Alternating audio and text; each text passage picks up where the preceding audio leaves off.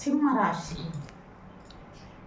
ಸಿಂಹರಾಶಿಯವರು ಇಷ್ಟು ದಿನ ಅಷ್ಟಮ ಶನಿಯಿಂದ ತುಂಬ ನಲಿಗೆ ಹೋಗಿದ್ದೀರಲ್ಲ. ಆದರೆ ಈ ಯುಗಾದಿಯಿಂದ ಸಿಂಹರಾಶಿಯವರಿಗೆ ಬಹು ಸಂತೋಷ ಮತ್ತು ಲಾಭಗಳು ಸಹ ಉಂಟಾಗ್ತಾ ಬರ್ತವೆ ಅನ್ನೋದನ್ನು ಸಹ ಶ್ರೀಪೀಠದಿಂದ ಸಿಂಹರಾಶಿಯವರಿಗೆಲ್ಲರಿಗೂ ಸಹ ಶುಭಾಶೀರ್ವಾದವನ್ನು ತಿಳಿಸುತ್ತಾ ವರ್ಷದ ಆರಂಭದಿಂದ ಕೆಲವೊಂದು ನಗುಗಳು ನಿಮ್ಮಲ್ಲಿ ಪ್ರಾರಂಭ ಆಗ್ತಾ ಬರ್ತವೆ.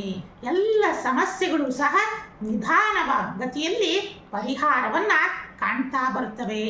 ಮತ್ತು ಆದಷ್ಟು ಸಹ ಸಿಂಹರಾಶಿಯವರು ಆರೋಗ್ಯದ ಕಡೆ ಹೆಚ್ಚಿನ ಗಮನವನ್ನು ವಹಿಸುವುದು ಸೂಕ್ತ.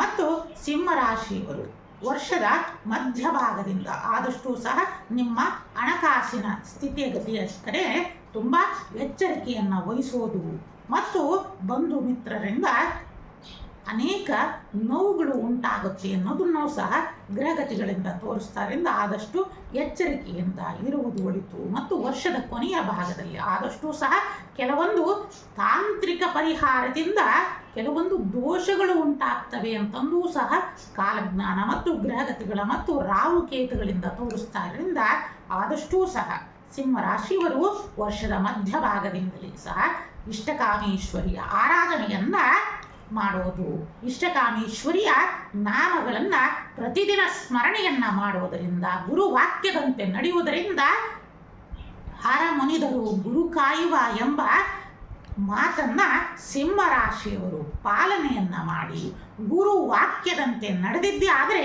ಇಷ್ಟಕಾಮೇಶ್ವರಿಯ ಅನುಗ್ರಹದಿಂದ ಈ ಎಲ್ಲ ದೋಷಗಳೂ ಸಹ ನಿವಾರಣೆಯಾಗಿ ನಿಮ್ಮ ಎಲ್ಲ ಇಷ್ಟಾರ್ಥಗಳನ್ನು ಸಹ ಪಡೆಯುವುದರ ಜೊತೆಗೆ ಲಾಭವನ್ನು ಗಳಿಸ್ತೀರಾ ಅಂತಂದು ಶುಭಾಶೀರ್ವಾದವನ್ನು ಮಾಡ್ತಾ ಇದ್ದೀವಿ.